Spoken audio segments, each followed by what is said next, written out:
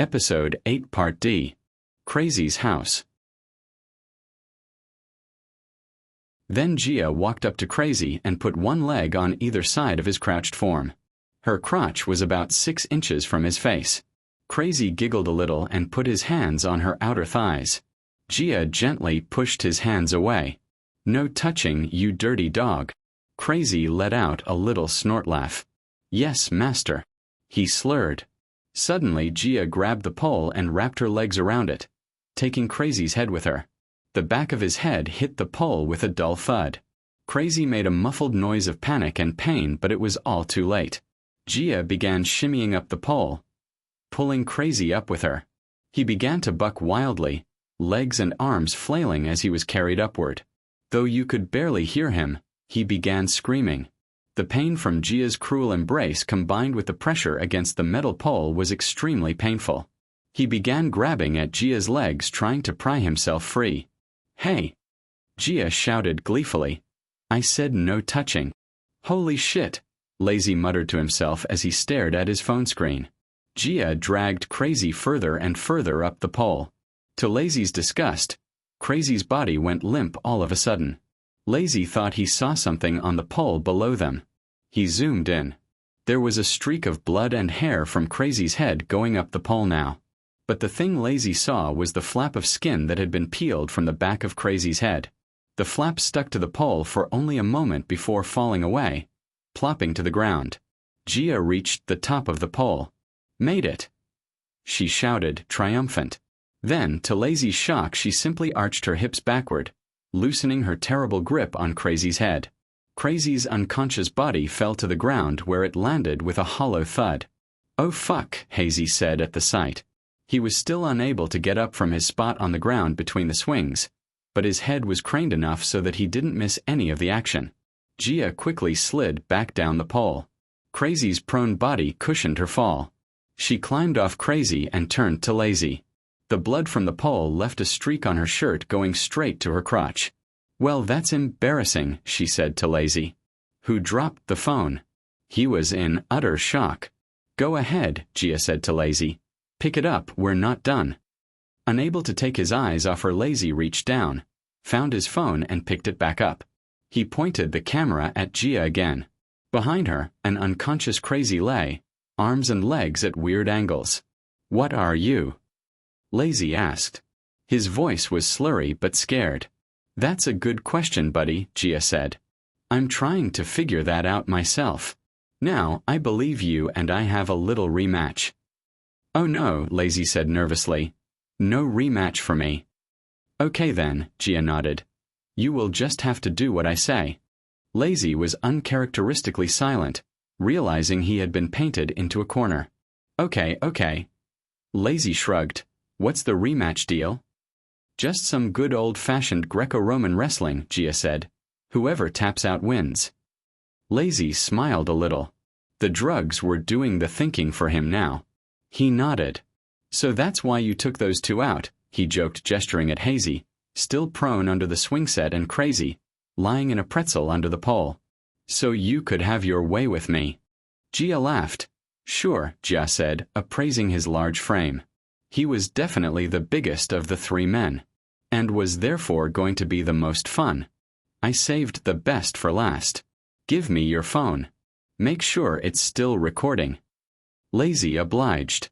Gia propped the phone against the nearest leg of the swing set at a high angle so that it would get a nice wide view of that part of the backyard, including the back staircase. Then, Gia faced Lazy and crouched in a pre-grapple position. Lazy laughed now.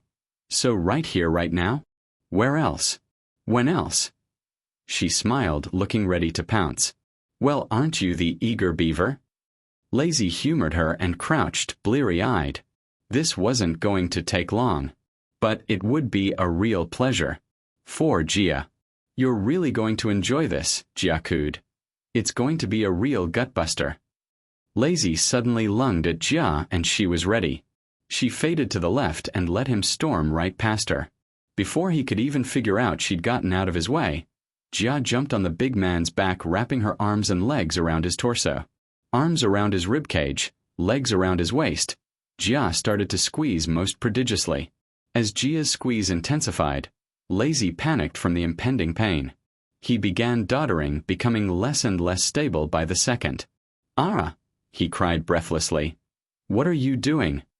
"Stop. I told you it was going to be a gut-buster," Gia whispered in his ear. Lazy began stumbling backwards, headed for the back staircase. Seeing what was coming, Gia leapt off his back and stepped to the side, letting him fall onto the stairs. He landed with a clomp. He cried in pain then, lights out. Lazy was unconscious, hands on her hips. Gia watched him writhe on those stairs.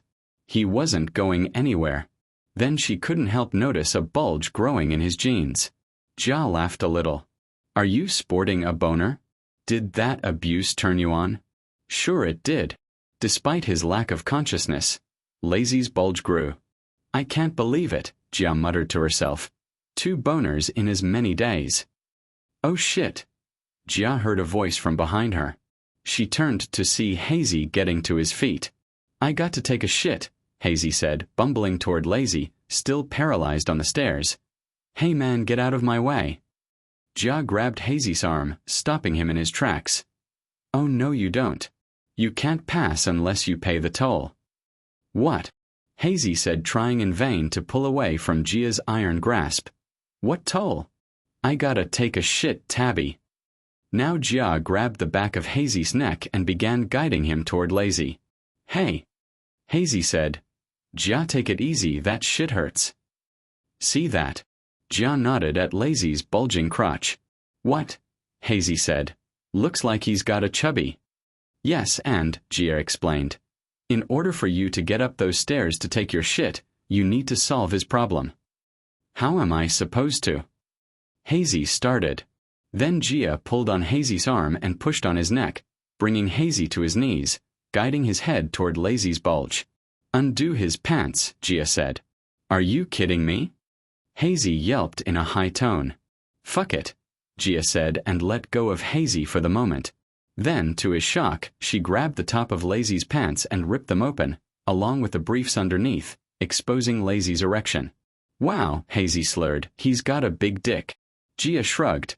"Nothing compared to what I just saw yesterday," she said. Then she grabbed Hazy's head with both hands. "Now, time to pay the toll." Despite his struggling, Gia guided Hazy's head toward Lazy's erect penis. She stopped when he was facing down at it. "Gia," Hazy said in a faraway voice. "No. You want to take a shit, right?" Gia chuckled. "Say ah." "Wah." Hazy managed to get out. Then Gia forced his open mouth down onto Lazy's exposed dick, pushing it. Hazy tried to fight, but it was no use. Gia was just too strong. He was too stoned and she was in complete control. Hazy choked on Lazy's penis momentarily. Then Gia pulled up a little, letting him take a breath through his nose. Then Gia began moving Hazy's head in a bobbing motion, never letting Lazy's erection loose. The choking and gagging noises grew louder. "That's it," Gia said. "Do a good job now. You can't shit until he comes." Even though he was still unconscious, Lazy's body began to convulse. His breathing quickened. Finally, he let out a soft moan. He was ejaculating. Taking Lazy's loads down his throat, Hazy began to cough wetly. "Go ahead," Gia said. "Swallow it. Anything you don't swallow, I'm going to make you clean up." Hazy began gulping, letting a few drops of Lazy's sperm spill onto his hairy balls. "Okay," Gia said, relaxing her hold on Lazy's head. "Just a little clean up. Good job. You get a B+. Hazy licked the sperm off Lazy's testicles. He swallowed miserably. "Okay," he whimpered. "I did it. Please let me go." "Of course," Gia said. "But there's one more thing I didn't tell you." "Oh, what the fuck, Gia?" Hazy cried. It sounded like he was on the verge of tears. "Well, the good news is you get to take that dump you've been wanting to," Gia continued. "However, you have to take that dump on his face now."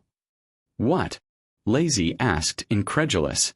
"It's only fair," Gia said. "He gave you some of his bodily excretion, now it's your turn to give him some of yours." Hazy looked around, as if wanting help. "Your buddies are both knocked out," Gia said. "Nobody's going to help you." Just do it and get it done.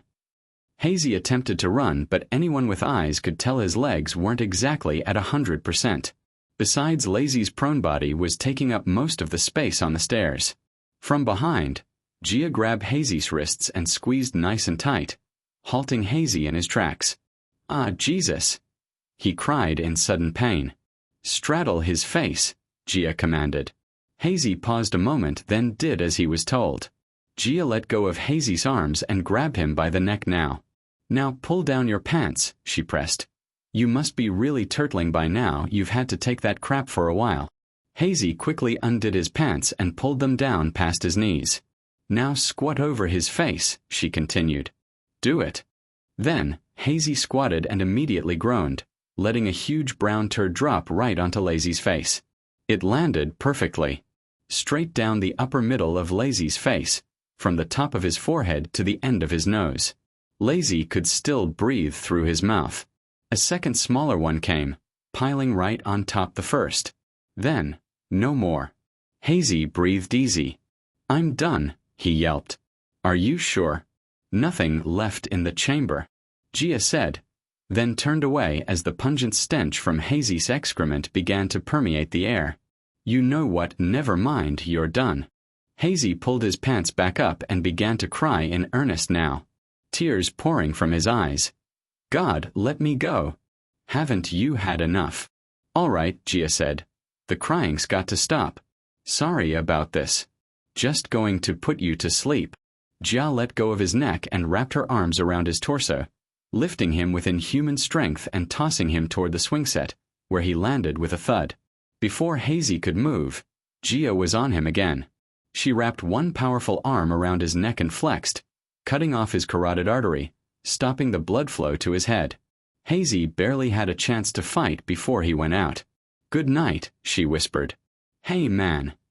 Gia heard Crazy's voice behind her. "What's going on?" She turned to see Crazy standing up now, a bit wobbly, but definitely on his feet. Gia dropped the unconscious Hazy to the ground and glanced over to make sure Lazy's phone was still recording. Then she stood, facing Crazy. "Come on, buddy, let's go for a ride on the swing." Moments later, on her way out after cleaning herself up, Gia felt a little parched from all that beer. She stopped at one of the mini fridges littered throughout the house and found a bottle of water. She saw a large can of Kaiju energy drink and couldn't resist the urge to put a cherry on this Sunday of a morning. She made sure to document the morning's epilogue on her own phone this time, and sent the video to all three of them. Her little party with the boys a fond memory now. Gia took off on foot. She had a pretty good sense of direction, so she was able to find her way back to the main road through the woods. From there, it was a quick bus ride back to Cassie's neighborhood. She got to Cassie's house about 2 hours before the police cruiser pulled up.